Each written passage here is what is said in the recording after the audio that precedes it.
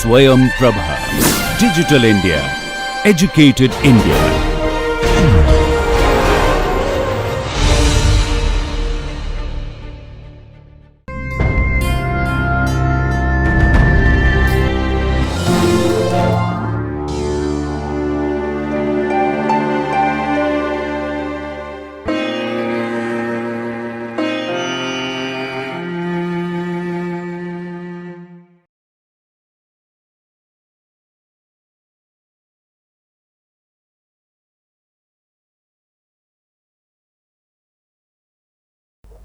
Hello students, last class we learnt about acute inflammation. We learnt about the outcome of acute inflammation, that most of the time acute inflammation, the inflammatory response is able to tackle the injurious agent, resulting in complete resolution. We also saw that sometimes when there is a significant tissue injury at the site of inflammation, there can be a scar.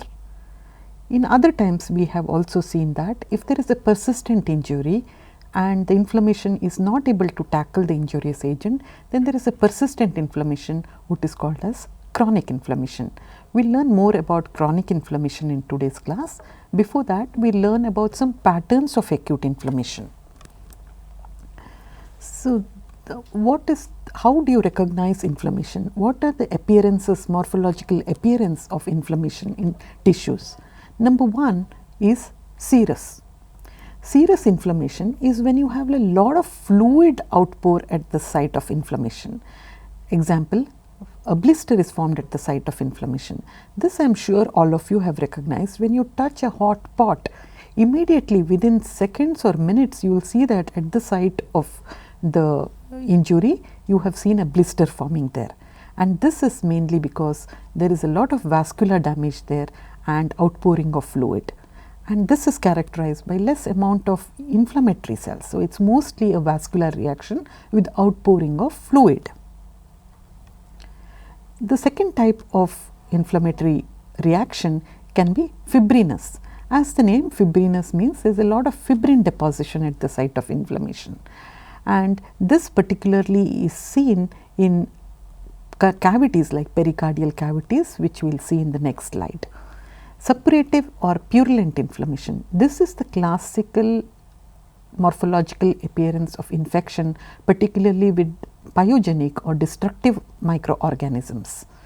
And what you get at the site of purulent or suppurative infection is the pus. The fourth type is ulceration. Because of the injury, the epithelial surface may get denuded or eroded and resulting in the formation of an ulcer.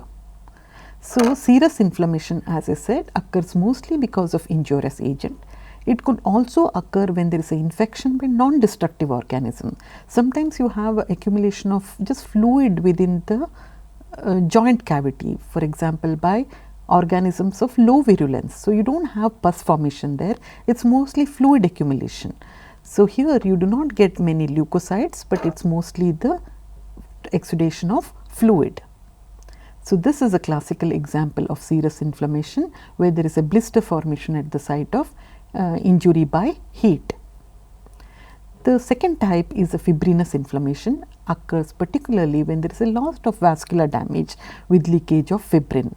A classical example for this is in rheumatic fever. The fluid that accumulates in the pericardial cavity is because of immunological damage to the vessels, and there is deposition of fibrinous material. So, you have this fibrin appears very cheesy, and here you can see the opened heart with the pericardial cavity, which has this fibrin strand sticking between the two pericardial layers, and this often resolves with lot of fibrosis. So, you get scarring is classically seen in the resolution of fibrinous inflammation. The third type is a purulent or a suppurative inflammation, which we call as abscess. Here at the site of inflammation you have necrotic material along with lot of neutrophils. This manifests as pus. So, pus is nothing but neutrophils, the liquefied debris of the necrotic cells and the edema fluid, and this is classically seen in pus forming bacterial infections. The fourth type of manifestation is the ulcers, particularly in epithelial surfaces of the GIT, skin, etc. Because of the infection or inflammation, there is a loss of tissue and there is a denudation of the epithelial surface. Lower left you can see a gastric mucosa, you see a punched out hole there, that is an ulcer which classically occurs due to infection by bacteria like Helicobacter pylori, and on the right you can see is a microscopic picture.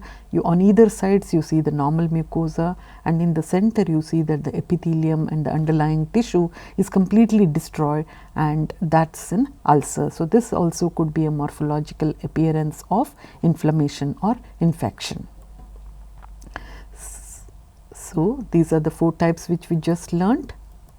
So, it could be a serous inflammation, it could be a fibrinous inflammation, it could be a suppurative inflammation where you have pus, or it could be an ulcer. So, all these are different morphological appearances of inflammation in various tissues when there is injury by various different kinds of agents. So, next coming to another important topic, that is the systemic effects of acute inflammation or acute phase response. We know that when we have a sore throat or an infection in any part of our body, we also get fever.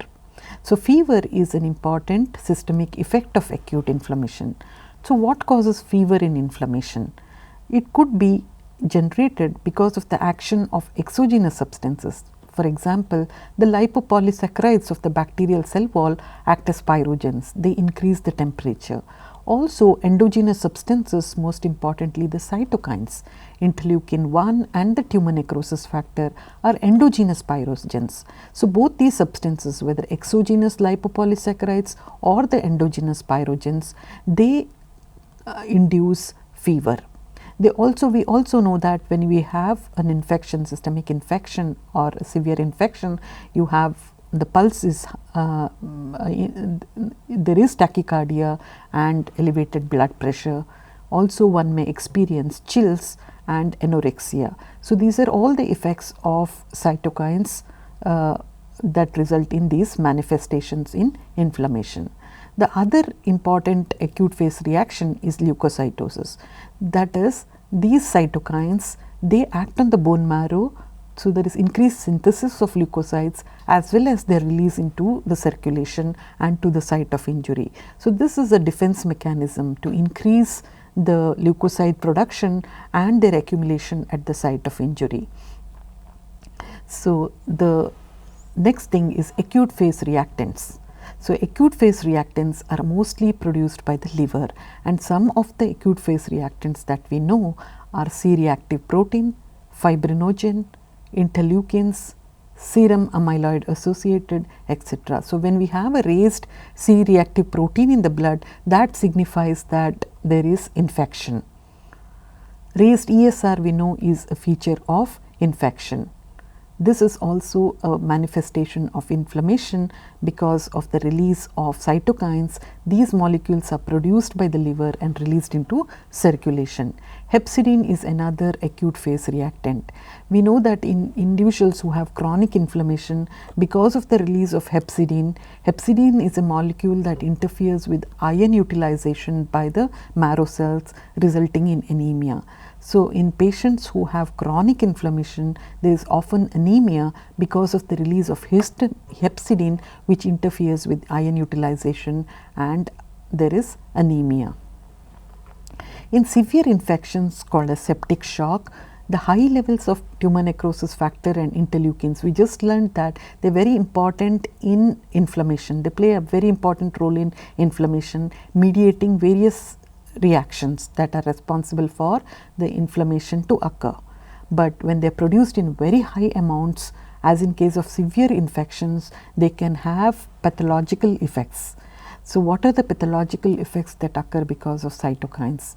they result in widespread endothelial activation. When there is widespread endothelial activation, there is platelet aggregation and thrombosis. So, there is disseminated intravascular coagulation that can occur as a complication of infection because of massive amounts of release of cytokines. In addition, there are certain metabolic abnormalities like insulin resistance, and also these interleukins and TNF can suppress the myocardium. So, one can have a fall in the blood pressure because of the myocardial suppression. So, let us try to answer this question. A 22-year-old man develops marked right lower quadrant abdominal pain and fever since 2 days.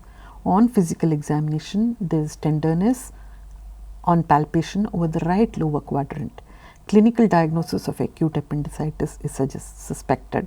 The pain experienced is a result of which of the two chemicals? So, we are asking a question here on which are the chemical mediators that are responsible for pain that occurs in inflammation. Is it complement C3b and IgG? Is it interleukins and TNF?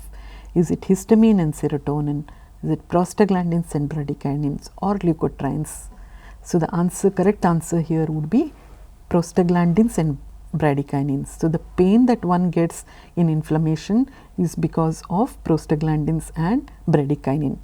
If you are asked what is responsible for fever, it would be interleukins and tumor necrosis factor. Next, we move on to the next topic, that is chronic inflammation. So, we learned that if the inflammation is not able to tackle the injurious agent, or there is a persistent infection or a persistent injury, then you have chronic inflammation occurring. So, by definition, chronic inflammation lasts for a much longer time, while acute inflammation usually takes a few days to maybe a week. But chronic inflammation, when there is an inflammatory response that has a prolonged duration of weeks to months, we call it chronic inflammation. And what characterizes chronic inflammation?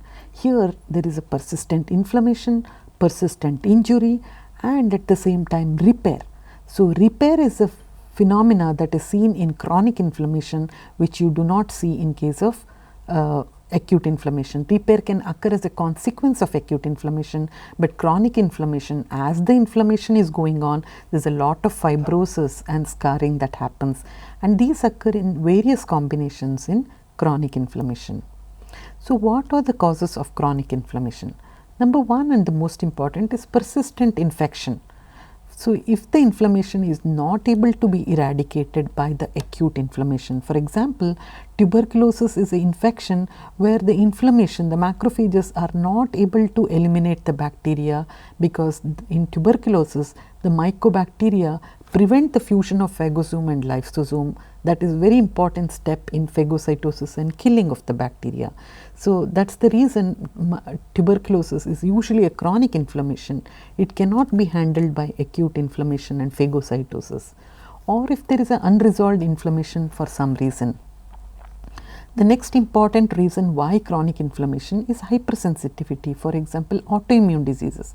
In autoimmune diseases, the antibodies or the immune system of our body finds our own antigens as non-self and hosts a continuous immune reaction resulting in tissue damage, and whenever there is a tissue damage, you have inflammation. So, that is the second instance where you have chronic inflammation. The third one is if you are constantly being exposed to toxic agents like silicosis or asbestosis.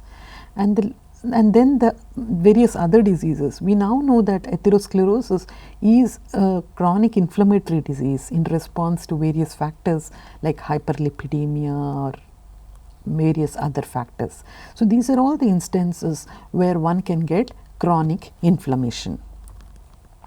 So, what are the key players in chronic inflammation? We learned that in acute inflammation, it is the neutrophils and the macrophages are the dominant cells that are responsible for the inflammatory response. In chronic inflammation, again you have macrophages. So, macrophages play a role both in acute and chronic inflammation. In addition, the lymphocytes and the plasma cells. So, these are the dominant players in chronic inflammation. So, what are the characteristic features of chronic inflammation? In acute inflammation, we see mostly the neutrophils and the macrophages. In chronic inflammation, we have mostly the chronic inflammatory cells, which means lymphocytes, plasma cells and the macrophages. So, the infiltrate in chronic inflammation is lymphocytes, plasma cells and the macrophages. In addition, it is almost always there is a, because of the persistent injury and damage, there is a significant tissue destruction. In addition, there is fibrosis. So, fibrosis and scarring goes alongside the inflammation because it is a persistent injury happening in chronic inflammation. Here you can see a picture of the kidney.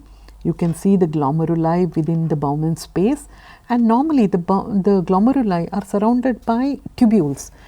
Here we see that the tubules are completely destroyed. We do not see any tubules there. Instead, between the glomeruli you see a lot of fibroblasts. The spindly cells between the glomeruli are the fibroblasts, and then there is a lot of infiltrate, which if you go to the higher magnification you can identify them as lymphocytes or plasma cells. So, what we see here in chronic inflammation is tissue destruction, lot of fibrosis and infiltration by inflammatory cells, which are mostly the lymphocytes and the plasma cells. So, we saw that both in acute inflammation and chronic inflammation the macrophages were involved. So, is there any difference in the macrophages that you see in acute inflammation and chronic inflammation? It is now recognized that there are two types of macrophages, the M1 macrophages and the M2 macrophages.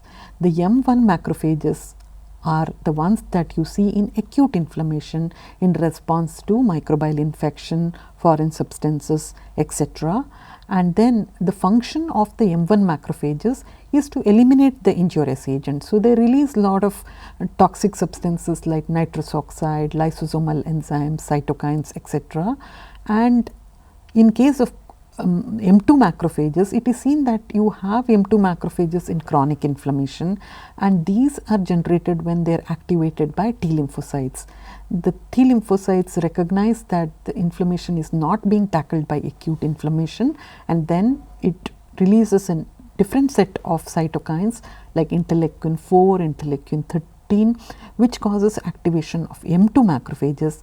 And the role of M2 macrophages is mostly to cause tissue repair and regeneration, angiogenesis and fibrosis. So, we can see that M1 macrophages, their role is mostly to eliminate the microbial agents in acute inflammation, while M2 macrophages are generated mostly in chronic inflammation, and their role is to bring about repair and fibrosis of the injured tissue.